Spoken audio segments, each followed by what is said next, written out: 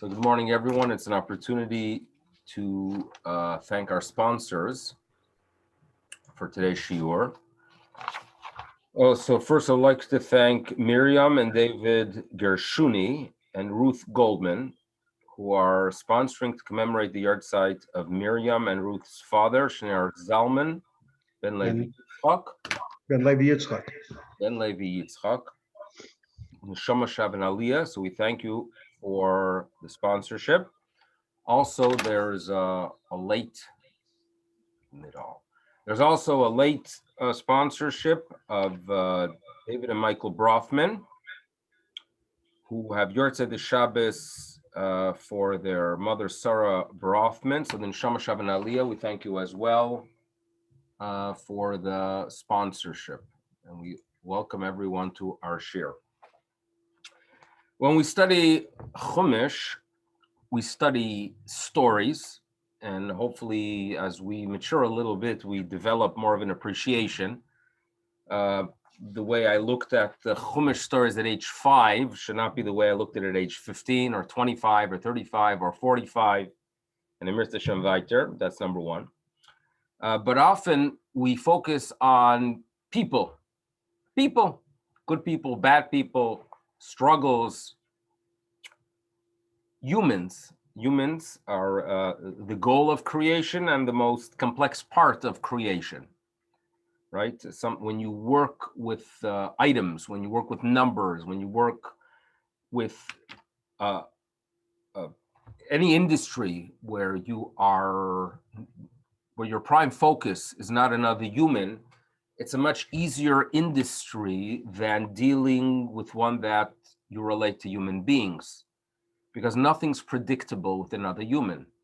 In other words, if I work in a workshop and I put tires on cars, so I make my way to Costco in the morning and I put tires on, and I could work with autopilot because there's an expectation that a tire is going to act like a tire. Humans are not predictable. And our goal is obviously to make humanity better, but there's only one human we have full control over: ourselves. And our goal is that we turn to this text, we turn to Torah, we read about human struggles, we read about achievements, we read about failures, and hopefully we walk away with a little bit of inspiration how to make ourselves a little bit better and still recognize that we are human, right? And even more important, to recognize that others are human. So that's the goal. So what we're going to do today is focus on 4 personalities, 4 good, very needed personalities. And that's what we're going to do as we look at this Pareshat Pinchas. And every single one of them is really a necessity for us to have and to learn from, to develop in our Jewish path. So the first personality number 1, is the one who sees the unseen as a reality. We, as a nation, to survive and to keep our tradition alive, we need to have individuals who see the unseen as a clear reality. Just as I know that there was grass outside today was a reality, I saw it, unless you live in Brooklyn. Just as I know, right, that birds chirp because I tune into birds, there are those who know that there's a spiritual existence. They know there's a higher being. And just as a human would understand that you don't touch something that's extremely hot, so too for these individuals, it is clear knowledge, right? The unseen, the Avera, something that is a violation of Torah law, is something they keep away, and in their mind, there's absolutely no difference between the fire and the Avera and the violation of Torah law. We need such individuals. Now, we need them, but we have to recognize that at times there's a little bit of a challenge to place them in a community. So that could be problem number one. Because imagine they walk into a community where, due to their weaker background in education, they don't know that specific practices of Judaism are very important. Okay? And this individual walks in. And for him, when he comes out and he sees in the Kiddush that there's a specific product that is questionable in kashrut, so while one who is in tune with this reality and the other reality, in other words, we're talking about an observant Jew who knows that there are Torah mitzvot, but nevertheless, the reality we live in is his real reality. He'll have the proper tools to address the issue. He'll know that you don't just violently rip away that plate because it will cause an issue. For the person who the unseen is a reality, and that item, right, that gefilte fish that perhaps does not have the proper hashgacha, for him it is like poison. He's not going to go ahead and be politically correct and figure out a way to remove it without others noticing. He's going to do it because he sees it as dangerous. The unseen is a reality.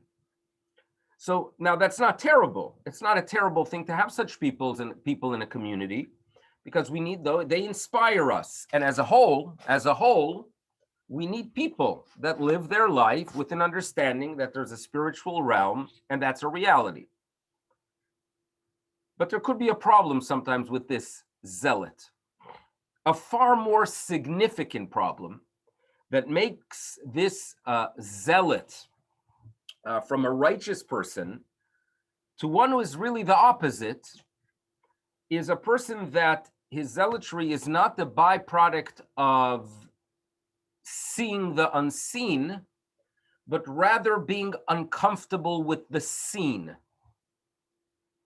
So an example would be, imagine you move to a part of town, let's not say Toronto, the place, say if you move to a town where everyone acts in a very specific way, extremely committed, and there's observance, and they come from committed families, and they all dress the same. And again, it's a warmth, it's a community, there's something very nice about it, right? You feel welcome.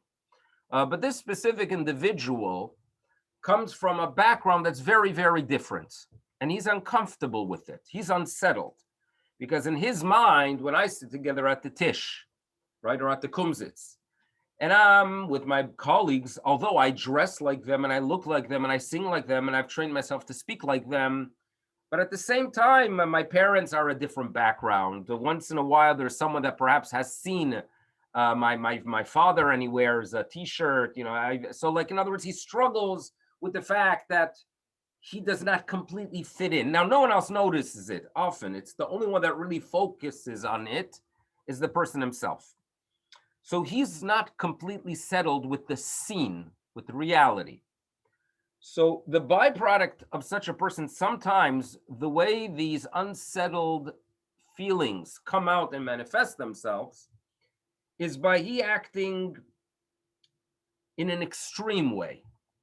In other words, when suddenly someone brings in a book that has unkosher thought in it, he'll be the one that will go berserk and lift it and throw it out the window and make a scene, right?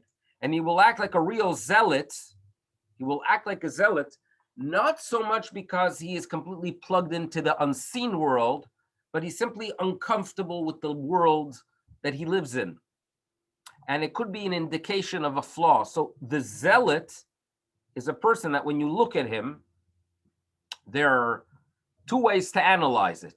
Either one that's an incredible being, sees the olam haruchani, the spiritual world, as a reality, nothing else really exists, or a person that really sees, lives a Jewish life, but is simply uncomfortable with the reality. And the way those intense feelings come out is with extreme behavior, yelling and going crazy that a minhag was changed, right? A person that goes crazy that you changed the minhag. It's not in all cases an indication of him being completely committed to the world of minhagim, but an indication that something's wrong with the person. There's something happening within him. He's uncomfortable with something. So while the real zealot, the real zealot, who really sees the unseen, is a person that we need in the community. We really need a person. We need him. Okay, we could work with him in a community to put him and to perhaps work with him. We need such people. The zealot who expresses himself with such passion due to his discomfort in this world could use therapy. Okay, so that's the difference between the two. Now, if you remember at the end of this week's parsha, we're talking about personality number one. His name is Pinchas, obviously. Here you have a crisis. A crisis, if you remember the end of last week's parsha, the nation settles in Shittim, and this is their first settlement. It's like the end of the years in the wilderness.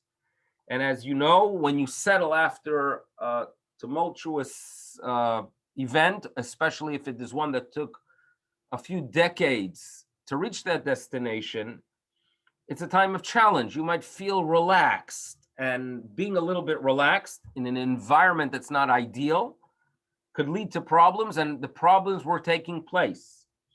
And you have the fellow Zimri who wants to rebel, in essence, against the teachings of Moshe with unethical behavior. Pinchas takes the lead, and he kills the individual who is violating the law. And the Torah tells us that as a result of that, the Magifa, the plague, came to an end. Pinchas acted like a zealot. What kind of zealot was he? So until we hear Pareshat Pinchas, we have a question mark. Okay, was Pinchas unsettled? Was Pinchas unsettled? And by the way, there would be good reason to look at Pinchas as an unsettled person, and perhaps we could send him to therapy. I'll tell you why I would assume so, if not for the Torah telling me otherwise. Number one, he was, according to tradition, a grandson of Yitro. And Yitro was no average pagan person before he saw Moshe and the light, before he converted. But he was a person who would do avodah zarah with great commitment, and it is possible that Pinchas is simply unsettled with it. You have to remember as well that Pinchas was left out from the significant role that his uncles, grandfather, and cousins had. He was left out from being chosen as a Kohen due to the fact that he was already born at the time of Matan Torah. He was not really chosen, and only the descendants of Aaron born afterwards were Kohanim. So he was in a very in a state that was unplaced. He didn't really feel comfortable on the surface. So if I would see the acts of Pinchas, I would not be sure, is this perhaps a blemished individual? When I mean blemished, I mean that something within him is not functioning properly, and maybe that's why he acted in such a way. Or perhaps he's a complete person. He is complete, and the complete Jew in his ideal state sees the supernatural, the unseen, as a reality. Which one is it? So that's the question mark, and that question mark is clarified in this week's parsha. That you should know, he ended the wrath, and he is going to be getting the Briti Shalom. He's going to be getting a covenant of peace. Now, what is this covenant of peace? Number one, he's going to be a Kohen. And a Kohen, that title is given to a person who's complete, who's settled. You are a settled person. Aharon HaKohen, the image I have of Aharon HaKohen is a Ohev Shalom, Rodef Shalom. You cannot be a pursuer of peace if you are unsettled. Because if a person's unsettled within himself, it's going to be reflected on his face. And if your face indicates sorrow, and you interact with someone else, that person is going to reflect it back towards you. You're not going to be a successful peacemaker. If there's internal calm, where a person feels, you know what? I'm happy with my role. I recognize my role. I recognize what existence is about. I'm here to bring peace. Aaron HaKohen was an Ish Shalom, and therefore he gave us the Birkat Kohanim, which is a bracha about Shalom. That you live that balanced life, settled life, happy with the challenge that you face because you realize that it was tailored for you. That's the Aaron HaKohen. And Pinchas gets that covenant of peace, and God is saying, don't think that his acts are the byproduct of an unstable, unsettled being with reality. That's not him. He sees the whole reality as a complete. He recognized the spiritual.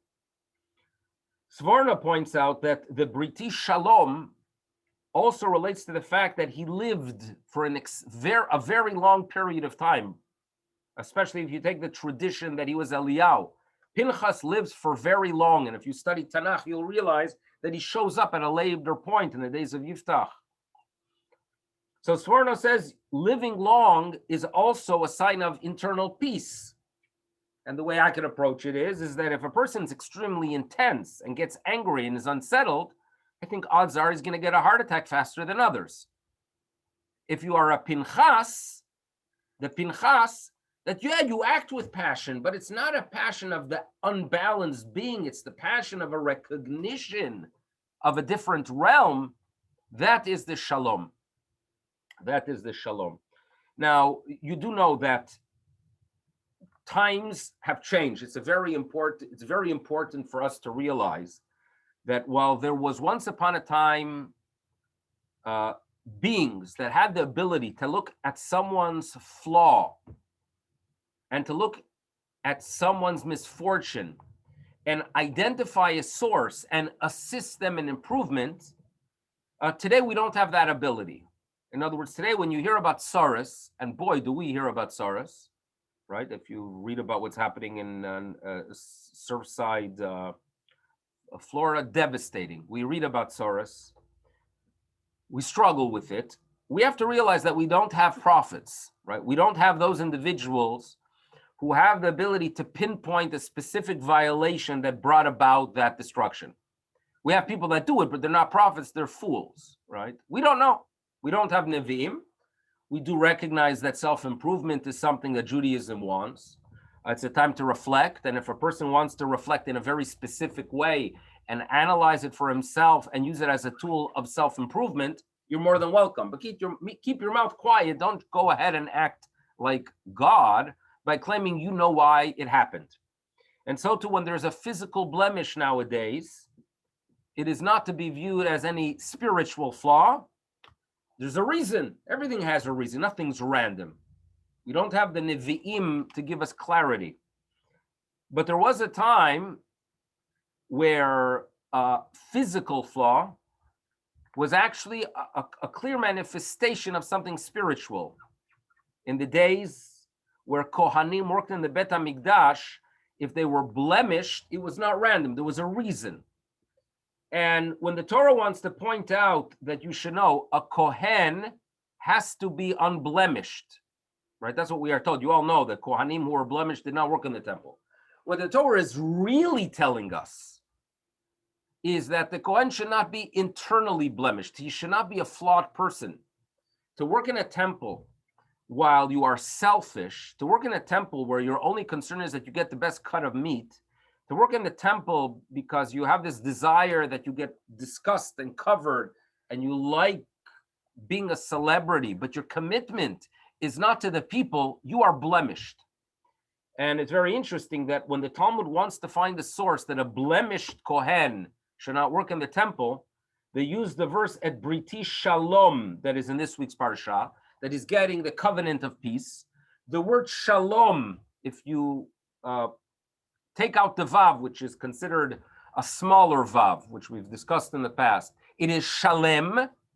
And the goal is if you want to be that inspiration, if you want to be that spiritual guide, if you want to go ahead and be there for others, you can't be internally blemished.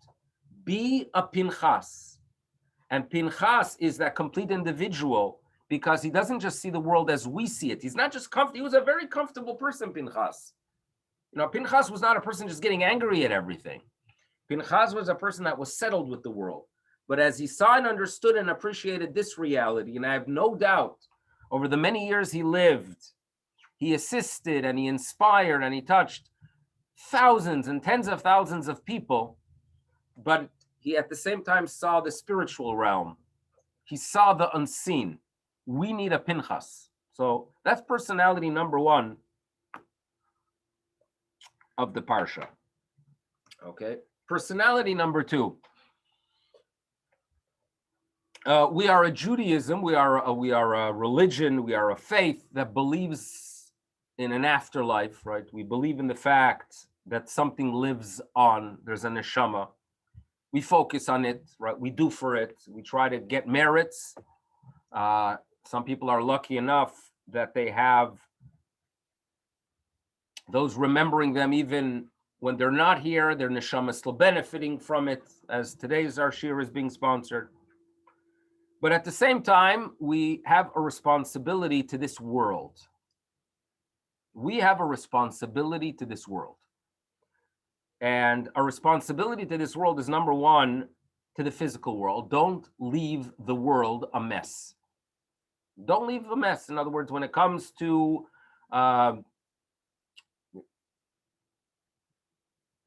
taking care of nature, when it comes to preserving nature, when it comes to the environment, it is very, very Jewish to be concerned for these things. And Jews are very much involved in such projects, right? Not to contaminate our water sources, not to go ahead and remove forests or natural rainforests for planting palm trees because it's more lucrative to gain from their oil, whatever it is, these are Jewish concepts. Now, the problem is when the Jewish person ends his commitment there. In other words, the Jew is only committed to the physical world and to nature and to the environment. If you're only committed to it, it's nice, but it's half the picture. And it's the sad half of the picture, because existence for what? In other words, I want to preserve the world for 50 years from now, for 100 years from now, but what's the world about? So the Torah Jew has the responsibility, number one, yes, to preserve the world. But number two, to be sure that the world that we are preserving for 100 years from now recognizes why there is a world and what it's for, and that we should appreciate it and recognize the higher being. And therefore, it is fundamental for the Torah Jew not just to be concerned about himself as neshama, but about Klal Yisrael today and Klal Yisrael tomorrow, right? In what way am I doing something that will have a positive influence on the Torah world 100 years from now? So if you act as a Torah Jew, right, and you inspire someone and they say, you know what, that's nice. That's a nice Torah practice. And they're a bit younger than you, and they make it part of their life, and then they inspire, guess what? You're going to be having an influence for 100 years from now. Torah Judaism is about the future of Torah in this world. That's fundamental. And the personality in this week's Parsha that expresses it is Moshe Rabbeinu. Because when Moshe Rabbeinu recognizes that he's not going to be here forever, he turns to God and he says, you know what? Yifkod Hashem Elokei Aruchot. You know what, God?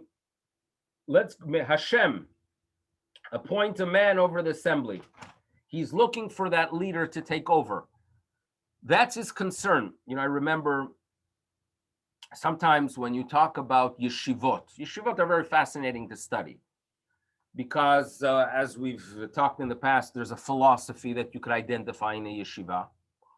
But then there's also personalities. In other words, imagine you're a head of a yeshiva and you're accomplishing a lot and you find meaning in life, but we're not here forever, right? We're not here forever.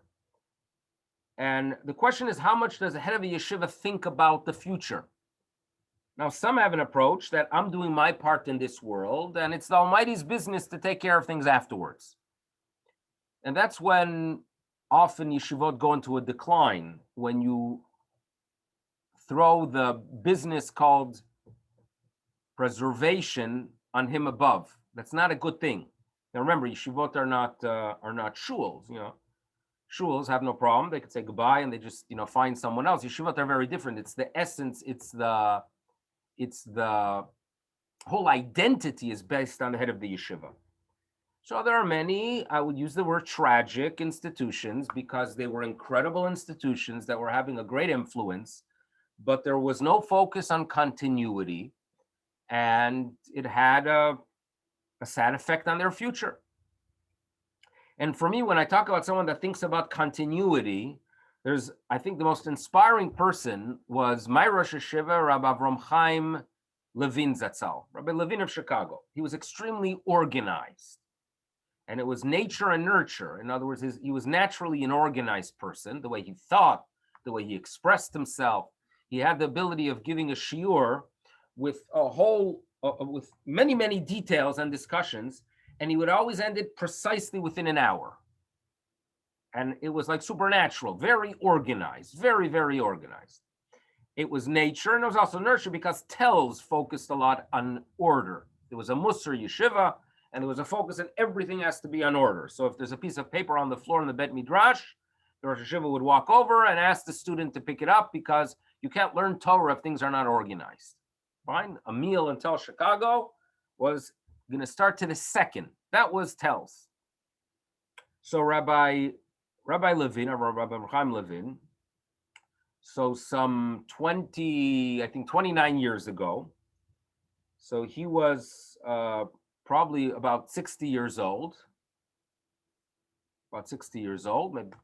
He brought in his oldest son to be in the yeshiva to teach a shiur, to give a shiur the first year of Bet Midrash, a very charismatic individual, the current Rosh Hashiva. But the way he worked is that over the next 25 years, every year he gave his son more responsibilities. In other words, little more responsibilities in the yeshiva. That when I would come visit the yeshiva, and I would visit every few years, you would see how his role would change. The role would change. That by the last years by the time the Rosh Hashiva was already an 80-year-old, he slowed down a little bit. The son was completely running the yeshiva. And therefore, after his passing, it was not a significant change.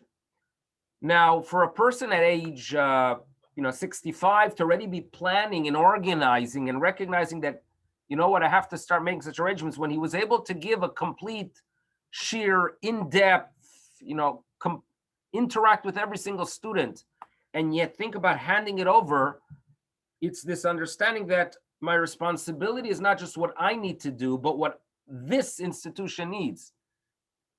And that's someone that's inspiring, to be organized, to plan, and to think about, what can I do for Torah 100 years from now? And if you ever have the privilege of interacting with someone younger or much younger, and you say and share something or interact with them, and that, Bezrat Hashem, they're going to carry it with them, you are acting like Moshe Rabbeinu, because that's part of our responsibility, and we live on. There's no need in Judaism to ever get down if the years pass, because we live on if our ideals live on. And the more we plug ourselves into these ideals, the more we recognize that we are alive forever. Am Yisrael Chai does not mean specific individuals, but ideals, right? What we're here for. And again, we have to minimize our personal significance and think more about the idea. And the more we do it, the more we are happy about the fact that years are passing, because we're doing our part. We're acting like Moshe. That's personality number 2. Okay, I promised you 4. I don't know if I promised. We got 4, 2. We now is personality number 3. So, talking about my yeshiva, and I'm sure talking about everyone here, we've always heard stories about the past, about Europe, right? I think we're all that generation, even though we might be a little bit different in age, but I think we're all from that generation of hearing things from the Alta Heim. Would you agree that we've heard things from the Alta Heim and stories? And I think the culture in my yeshiva was very much how things were done in Telz Lita in Lithuania. And we were always sharing, in stories or divrei Torah that were shared, that were expressed. Now, at some point in life, when I started studying a little bit of history and I realized that not everything in Europe was perfect, I started to question if this is really the way to do things, to only talk about the glorious days of the past. Like I remember sharing the story that they interviewed a Rebbetzin Ginsburg, who grew up in Kelm. She was the daughter of Achetzka Levenstein, and they came to interview her about how things were in the olden days. So this is about a decade and a half ago, maybe 2 decades ago. How were things in the olden days? And obviously it was from a publication that wanted to focus on this way of thinking that in the Alta Heim in Europe, everything was amazing, everything was perfect. So as they're interviewing her, they ask her, tell us a little bit about the Shalom Bayis of the past, hoping to hear about how things were perfect and everyone got along. And her response was, Shalom Bayis of the past in Europe? No, some people got along, some people didn't. What do you mean? Yeah, some people, and tell us about the Ehrlichkeit, the Menschlichkeit in the marketplace. Yes, some people were ehrlich, some people were honest, others not. She shared the way it was, and it was very disturbing for the magazine. They didn't even know if they should be publishing it because it doesn't fit into the way of thinking that everything was perfect in the past.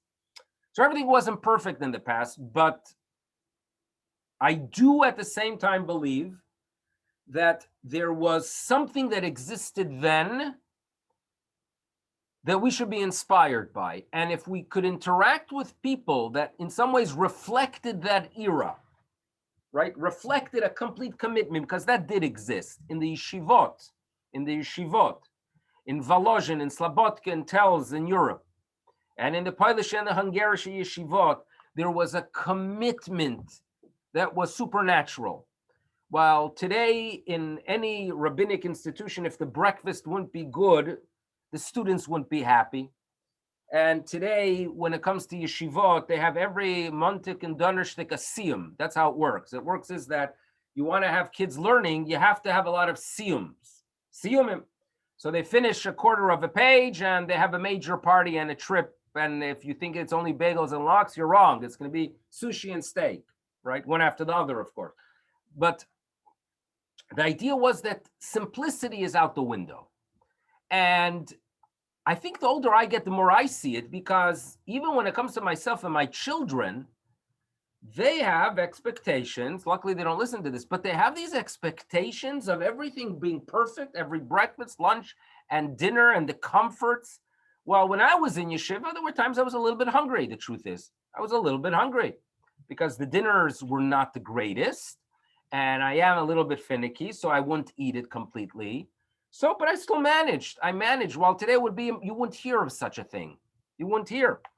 And I say to myself, if there's been a decline in the past 35 years, how much more so if I go back another 35 or 45 years, there was a commitment. And when I read about the European yeshivot, they were cold. They would sleep on wooden benches, right? The food was quite limited. The housing was not really comfortable. But yet they studied in depth, difficult text. And even from what we study today, my Sfarim are printed over the past 20 years in beautiful print. Everything's clear. When in the past, they had a limited amount of books. Things were printed not the way they are today. And yet the knowledge and appreciation for Torah and commitment was much greater. So I do believe in looking at someone from the past generation and saying, you know what? they are reflecting something great. There's something great there. There's something great there. And I'm a believer that there was a generation that experienced the revelation, and the older generation are closer. And there's something that my grandfather had that I didn't, right? Both my grandparents, my grandfathers learned in yeshivot with commitment, incredible commitment. And there's been a decline, and the way we deal with it is, yes, looking back and being inspired. And when we look back and respect previous generations, we have more to offer the next generation, right? It's a challenge in an era when a 13-year-old girl knows more than her parents when it comes to technology. So the problem is that respect goes down. Respect, like, what do you know? You don't know how to use Zoom even, right? You don't know how to remove the cat filter from Zoom. So how can you expect to teach me anything when I know, because this is everything? That's a problem. We have to be inspired by reflectors, by people who say, I am here to tell you, to teach you, to inspire you based on things that I received from previous generations. And that's, for me, personality number 3, Yehoshua Binun. Yehoshua, you know what Chazal tell us? That he was the moon. He was there for the people of Israel to reflect the light of Moshe. He had no problem with it. I am only here to reflect the light of my teachers.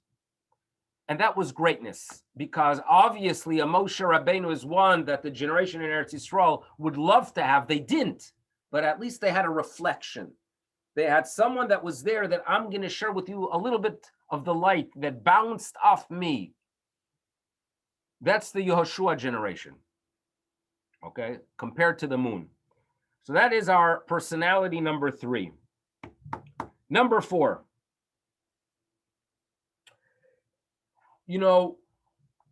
we're always taught that a person has to be sameach bechelko, to be happy with your lot. We need those reminders. How can I love my lot when my neighbor has a yacht, right? In other words, these are challenges we face. I see people that have comforts. I don't.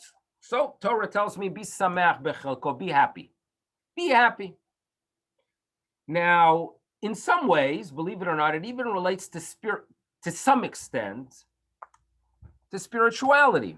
In other words, I've interacted with people that could remember every single Tosfot throughout of Shas. I've interacted. I had a friend when I was 13 years old. And I was compared to him often because we were both short. So he's me and my friend. And we were compared due to our height, but that's it. Why?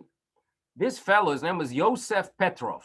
Yosef Petrov in yeshiva, before a test, he would go down to the gym as a 13-year-old, and he would take computer paper. They had, in the olden days, computer paper. He would come with his pen, and as they would have a basketball practice, but it seems to be that most of the time you're sitting on the bench, he would be writing down a summary of every Tosfot, which are complex insights into Talmud from the French rabbis of the 12th century.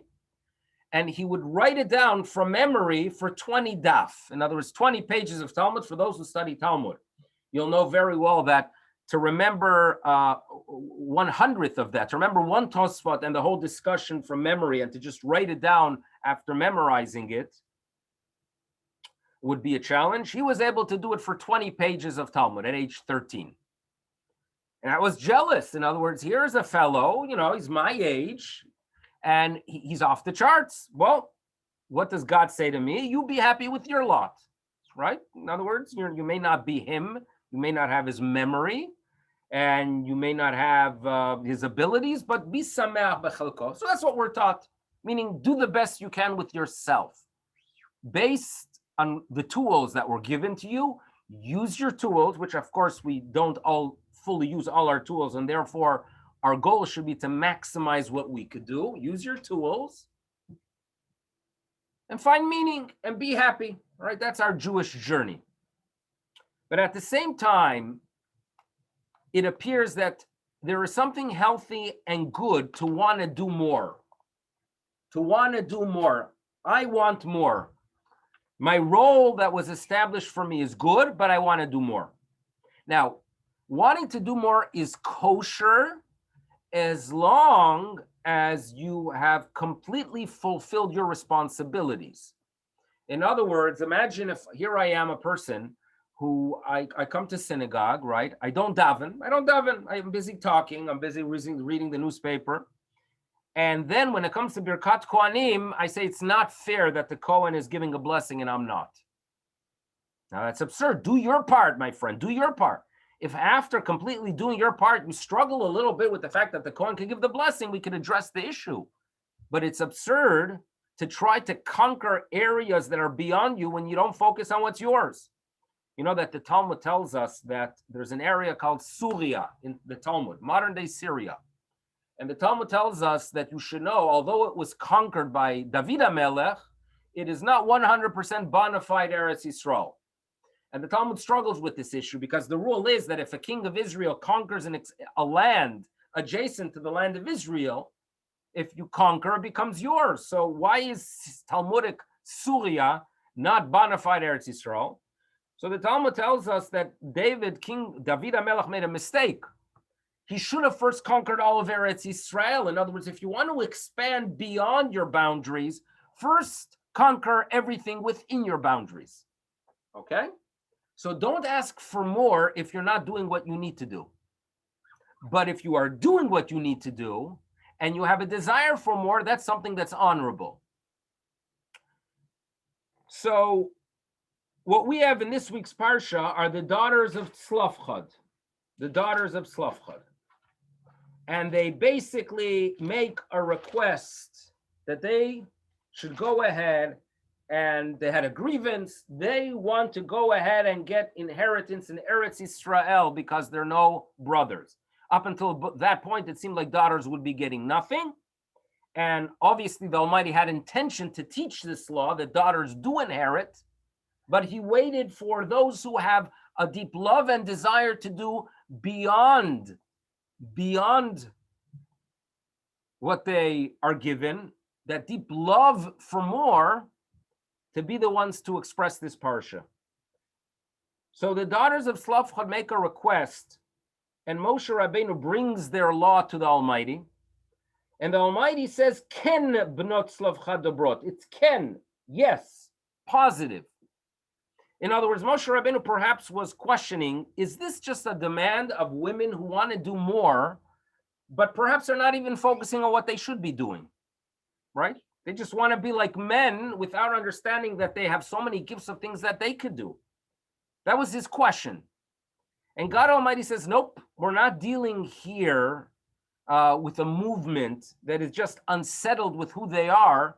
This is a movement of people that are in complete love of their tradition. They do everything they're supposed to do. And therefore, their request is a kosher, is a positive request. Ken bnos lavcha davrot. And the greatest way for the Jew to show love for more is Eretz Yisrael. And let me tell you why. You know, I don't live in Israel, unfortunately, right now. I hope to one day. I could perhaps say to myself, you know what, I live outside of Israel. I do the mitzvot to the best of my ability of the ones I'm supposed to do. Mission accomplished. You know, what do I need more?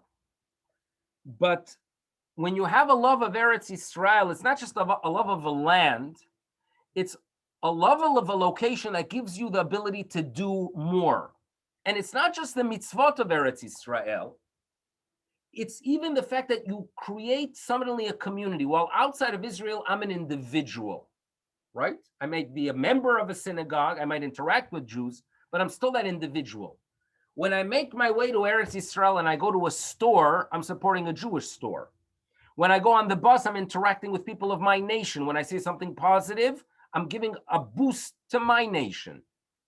I am doing more. Eretz Yisrael is a place of love. And therefore, throughout the ages, we talk about ahavat haaretz. It's a love to do more, not to just be settled with where you are. We need people to inspire us to go ahead and say, you know what?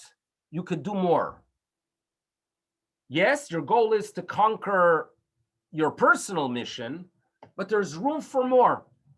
By the way, Eretz Yisrael. You want to know what Eretz Yisrael provides? Just if we're talking about a parsha of people that have love, you know what Eretz Yisrael does? So there are 5 things that Eretz Yisrael gives us that are hinted in this week's parsha. Number 1, when a person lives in the land of Israel, there's a mechilat avonot. Sins, in other words, things that I've done improperly. When I live in the land of Israel, it seems to be that somehow there's atonement for it. There's a mechilah.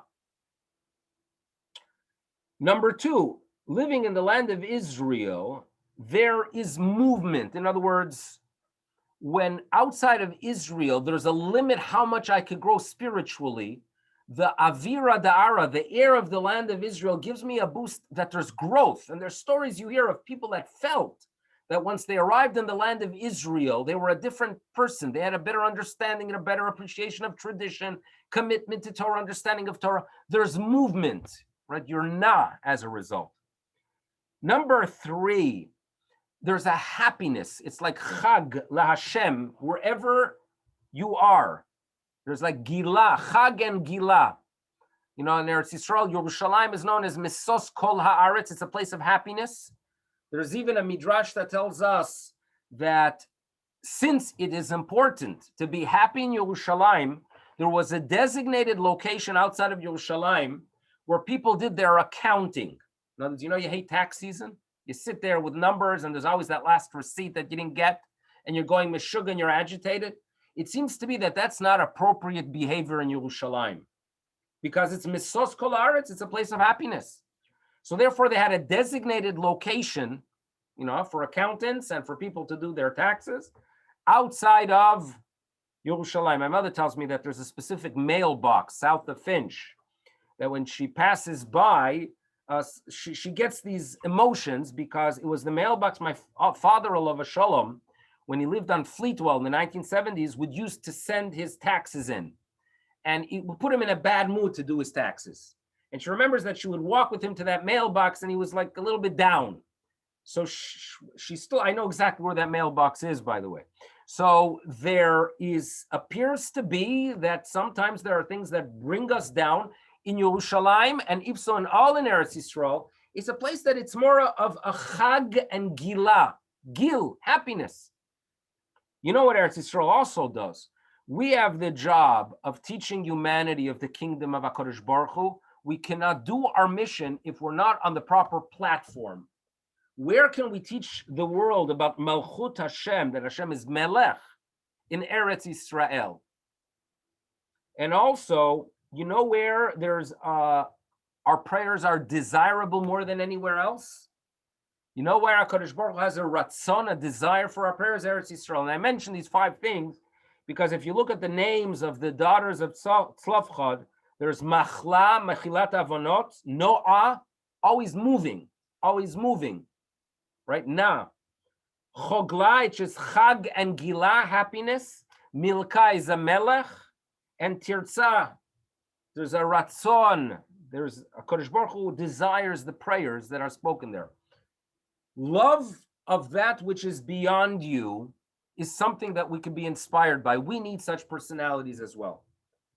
So that's how we have 4 people that teach us how to live, right? See the unseen, be concerned for the future, reflect an incredible past because every generation, unfortunately, is experiencing some kind of decline. And try to do more. Be inspired by those who say, I want to do more.